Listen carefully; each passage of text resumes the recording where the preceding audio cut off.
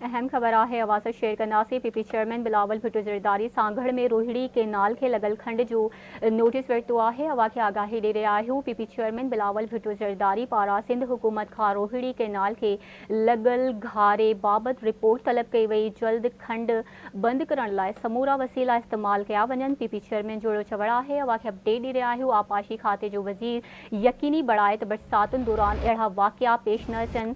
PP chairman जोड़ो चवण आहे। अवा खे अपडेट ॾेई रहिया आहियूं। मुतासिर ॻोठनि जे माण्हुनि खे महफ़ूज़ हंधनि ते मुंतक़िल कयो वञे। सांगड़ जा तंज़ीमी उहिदेदार ऐं कारकुन मुतासिरनि जी मदद लाइ किरदार अदा कनि। पीपी चेयरमैन जोड़ो चवण आहे। अवा खे आगाही ॾेई रहिया आहियूं। हिकु भेरो ॿीहर पीपी चेयरमैन बिलावल भुट्टो ज़रदारी सांगड़ में रोहिड़ी केनाल खे लगल खंड जो नोटिस वरितो आहे। अवा खे आगाही ॾेई रहिया आहियूं। पीपी चेयरमैन बिलावल भुट्टो ज़रदारी पारां सिंध हुकूमत खां रोहिड़ी केनाल खे लगल घारे बाबति रिपोर्ट तलब कई वई। जल्द खंड बंदि करण लाइ समूरा वसीला इस्तेमाल कया वञनि।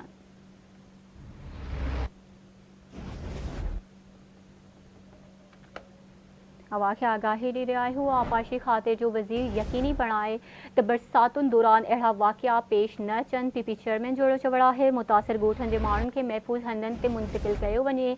सांगड़ जा तंज़ीमी उहिदेदार ऐं कारकुन मुतासिरनि जी मदद लाइ किरदार अदा कनि।